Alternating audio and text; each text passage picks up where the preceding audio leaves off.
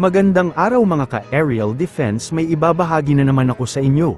Dahil ngayong araw na ito ay may pag-uusapan tayo tungkol sa depensa, puwersa ng US Navy ipinakita sa harap ng China. Pero bago tayo magpatuloy, huwag mo muna kalimutan mag-like, share and subscribe. Manatiling nakatutok sa aming channel para updated ka sa balitang militar at West Philippine Sea. Nagpatrolya ang aircraft carrier ng US Navy sa West Philippine Sea nitong araw ng Miyerkules, July 2, ito ay ang USS George Washington na isang Nimitz-class nuclear power aircraft carrier na may kapasidad na magsakay ng tinatayang 70 aircraft at mahigit 6,000 crew members. May kapasidad din ng super carrier na maglayag ng mahigit 3 million nautical miles bago mag-refuel. Dito, binigyang diin ni USS George Washington Commanding Officer Captain Timothy Waits, ang papel ng naturang barko para sa pagpapanatili ng bukas at malayang Indo-Pacific region sa gitna ng agresyon ng China sa naturang karagatan. Inalala din ng US Navy official ang mahalagang papel ng barko sa pagpapatupad ng matagal ng partnership sa pagitan ng Amerika at Pilipinas, sa pamamagitan ng mga serye ng humanitarian, military at community-based engagement.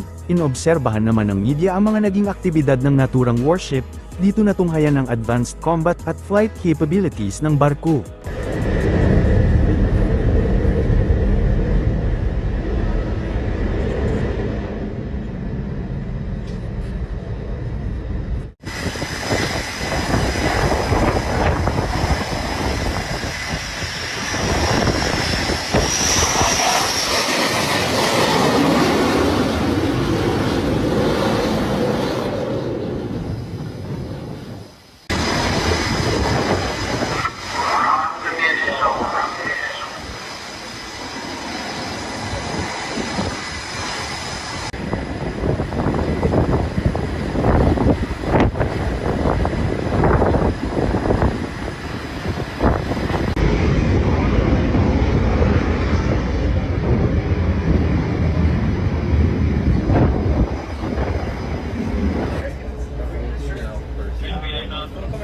To crash fly, I'd like to introduce our air boss, Commander Chauncey. I'll let him tell you his 620 right.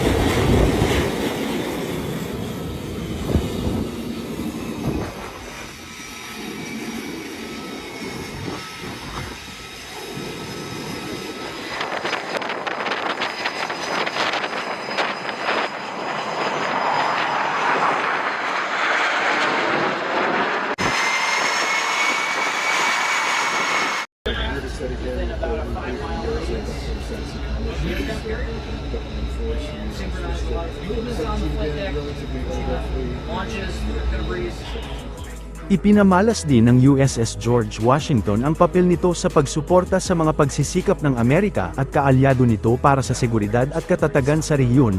Nakilahok din sa aktibidad ang mahigit 200 Filipino-American Navy personnel, kasama din ng USS George Washington ang iba pang parte ng strike group ships. Bagamat tumanggi ang commanding officer na tukuyin ang iba pang US assets na nagsagawa ng flight operation sa West Philippine Sea, ang paglalayag naman ng naturang US carrier aircraft sa Pilipinas ay parte ng Western Pacific Patrol mission nito para mapanatili ang stability sa rehiyon. Dumating na ang USS George Washington sa karagatan ng Pilipinas. Ang naturang pagdating ay bilang bahagi ng pinalakas na ugnayan ng Amerika at Pilipinas sa gitna ng tumitinding tensyon sa West Philippine Sea. Inaasahang magsasagawa muli ng mga naval drills ang Amerika at Pilipinas upang patatagin ang interoperability ng dalawang bansa.